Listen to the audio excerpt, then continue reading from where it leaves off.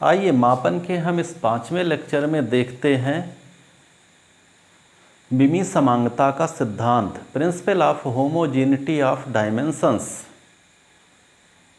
यह सिद्धांत यह कहता है, इस तथ्य पर आधारित है कि हम समान भौतिक राशि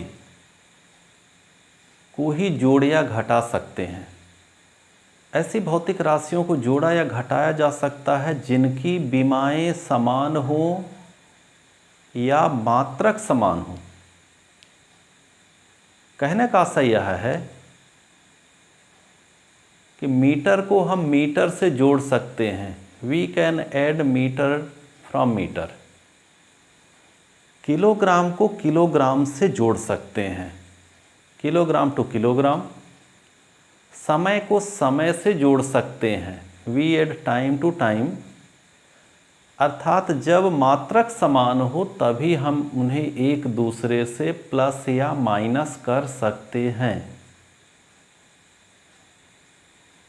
यदि हम मीटर को सेंटीमीटर से, मीटर को हम किलोग्राम से आपस में जोड़ना या घटाना चाहें तो संभव नहीं है।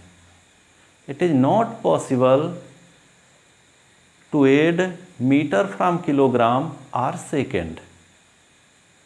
सो यहाँ पे हम विमीय समांगता के सिद्धांत, principle of homogeneity of dimensions में ये बताना चाहते हैं कि मात्रक, यूनिट्स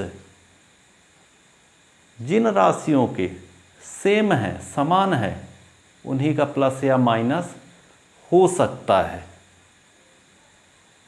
दूसरे शब्दों में हम ये कहें कि किसी भौतिक समीकरण के सभी पदों की विमाएं समान होती हैं, क्योंकि भौतिक समीकरण एक के सभी पद एक दूसरे से प्लस या माइनस होते हैं, जुड़े होते हैं। जैसे s equal to u t plus half a t square. तो यहाँ पे सभी पदों की मात्रक, dimensions of all terms will be same in a physical equations.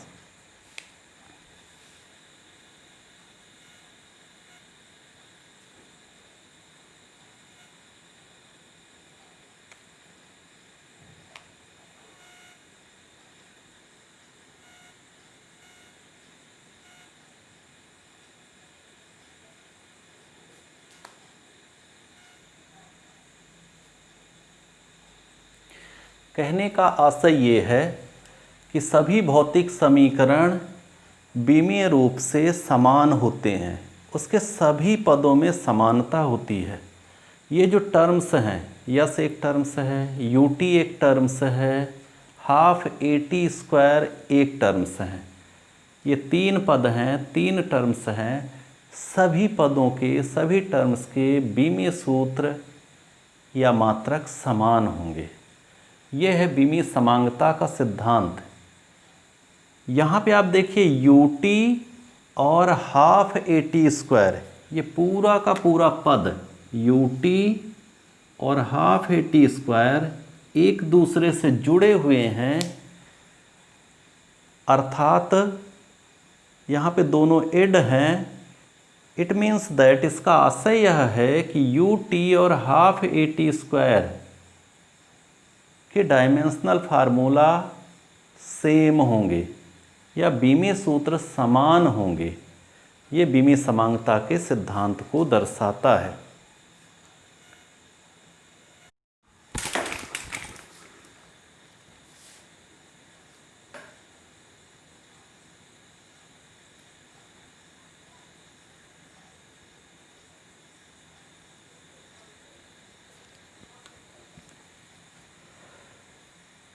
अर्थात यदि कोई भौतिक समीकरण कई पदों से बना है, when a physical equation consist of a number of terms,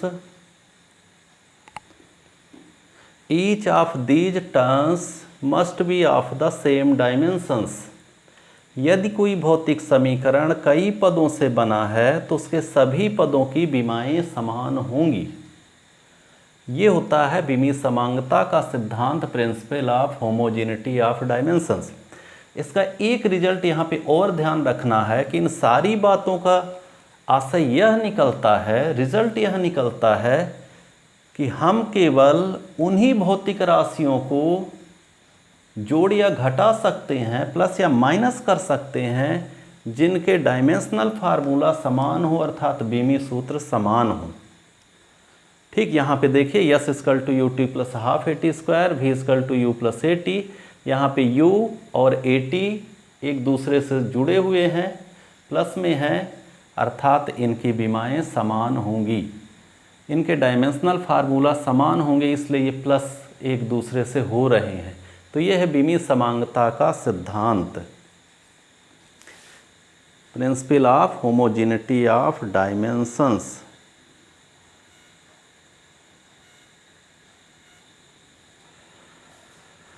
We can add or subtract those physical quantities which have same dimensions। केवल उन्हीं भौतिक राशियों को हम जोड़ या घटा सकते हैं जिनके बीमी सूत्र या मात्रक समान होंगे। ये है बीमी समांगता के सिद्धांत के 3 महत्वपूर्ण रिजल्ट,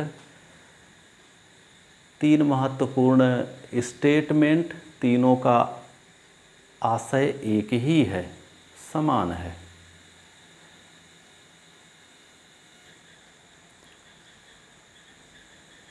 आइए यहाँ पर एक उदाहरण पर विचार करते हैं।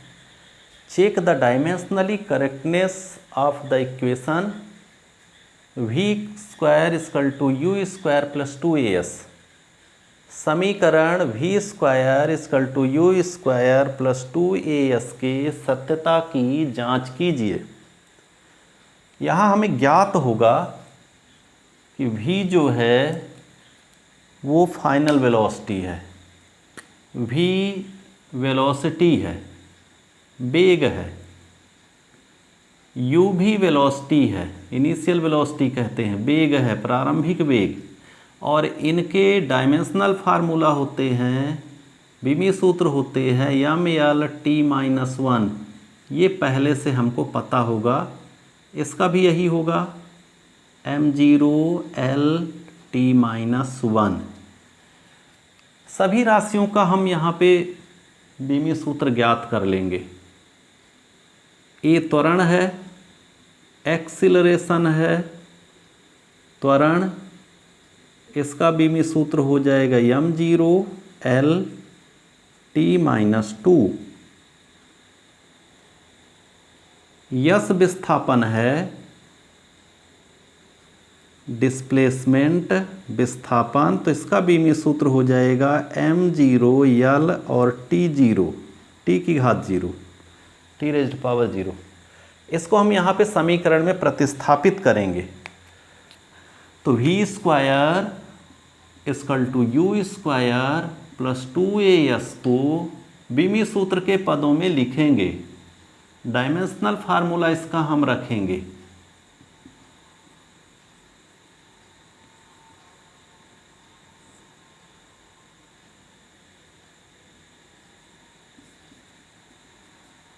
इसका डायमेंशनल फार्मूला हम यहाँ पे लिखेंगे, डायमेंशनल फार्मूला के पदों में लिखेंगे, बीमी सूत्र के पदों में लिखेंगे। तो v को हम लिखेंगे m0L/t-1, यहाँ पे लिखा हुआ है, इसका स्क्वायर लगा हुआ है।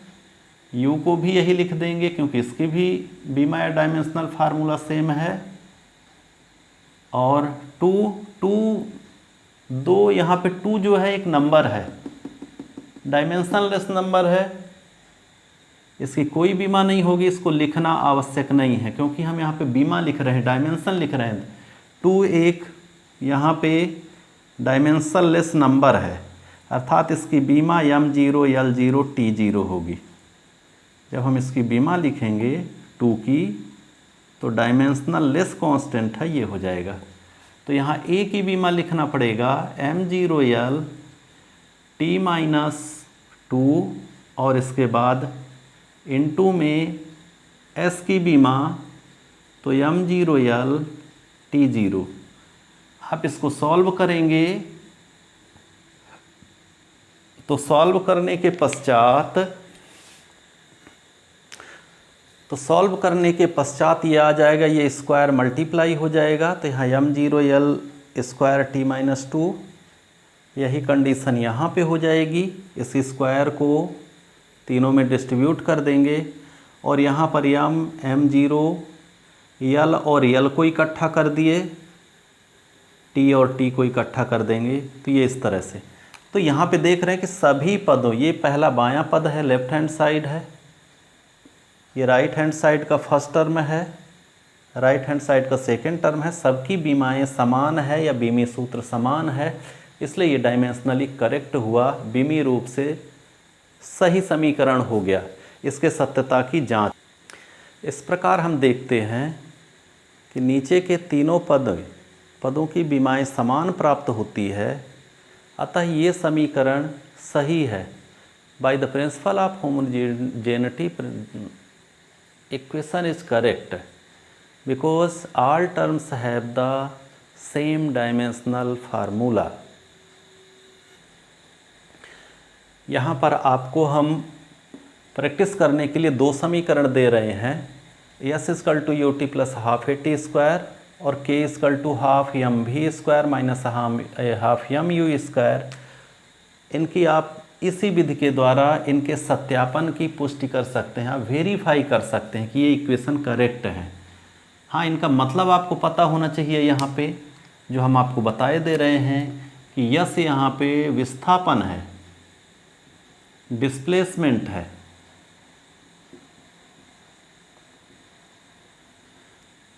यू वेलोसिटी है, वेग है, टी टाइम है, स्मॉल यू भी वेलोसिटी है, ए एक्सीलरेशन है, त्वरण है, यम मास है, द्रव्यमान, और के गतिज ऊर्जा है, काइनेटिक एनर्जी है।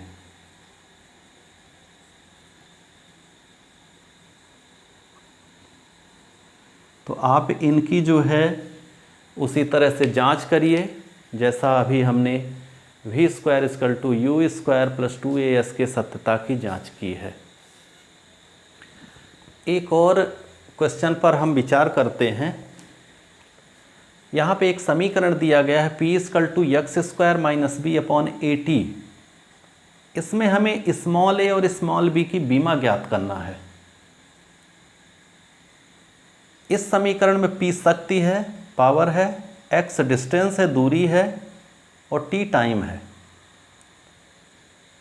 ठीक, 2 मिनट के लिए आप इसको सोचिए स्वयं कि आप इसको कैसे ज्ञात करेंगे। समीकरण दिया है और a और b की बीमाएं या बीमी सूत्र ज्ञात करना है, तो इसको सॉल्व कैसे करेंगे, इसको हम कैसे ज्ञात करेंगे। तो आप यहाँ पे देखिए, इसको हम लिख सकते हैं PAT तिर्यक गुणा से equal to x square minus b. ये क्रॉस मल्टीप्लिकेशन से ऐसा इक्वेशन हो गया। इस समीकरण में आप देख रहे हैं 3 पद बन गए। यहाँ पे पहला पद है PAT, दूसरा पद है एक्स स्क्वायर और तीसरा पद है b। बीमी समांगता के सिद्धांत से इन तीनों पदों की बीमाएं समान होंगी, इसलिए हमने इसको बड़े ब्रैकेट में लिखा है। अर्थात हम ये बता रहे हैं, ये दर्शाना चाह रहे हैं कि इन तीनों की बीमाएं समान होंगी। ठीक, समीकरण ये है। यहाँ पे बीमा के रूप में डायमेंशनल फार्मूला के फॉर्म में हम इसको इस प्रकार से रिप्रेजेंट करेंगे। अब आप ज्ञात कर सकते हैं कि इन्हीं 2 पदों को लेकर के a और b की बीमा। आप यहाँ पे देखिए, b की बीमा और एक्स स्क्वायर की बीमा ये समान होंगी, तो यहाँ से b की बीमा इन दोनों को इक्वेट कर देंगे, तुलना में ले लेंगे, तो एक्स स्क्वायर की बीमा समान होगी। ये बीमी समांगता के सिद्धांत से हम यहाँ पे ऐसा कह रहे हैं। इसी प्रकार a की बीमा ज्ञात करना है, तो एक्स स्क्वायर की जो भी बीमा होगी वो PAT की बीमा होगी। अर्थात a की बीमा के लिए आप यहाँ पे x square upon p T की बीमा ज्ञात कर लें।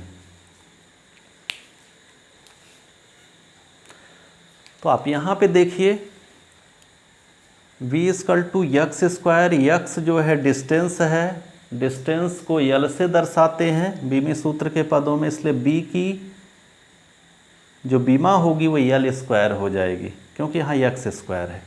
इसी प्रकार a की बीमा ज्ञात करने के लिए आप x square equal to p a t, यहाँ से a इक्वल निकालेंगे a के बराबर, तो x square upon p t हो जाएगा। यहाँ पे यक्स स्क्वायर की बीमा यल स्क्वायर, p पावर है, शक्ति है, इसलिए इसकी बीमा यहाँ में एल स्क्वायर टी माइनस 3 और t टाइम है इसलिए इसकी बीमा t हो जाएगी। आप इस पद को सॉल्व करेंगे, माने सेम बेस वाले टर्म्स को एक साथ करेंगे तो इनके एक्सपोनेंट या पावर जुड़ करके इतना बचेगा, यम के घात ऋण 1 और t माइनस 2। तो इस तरह से a और b की बीमा का निर्धारण हो जाएगा।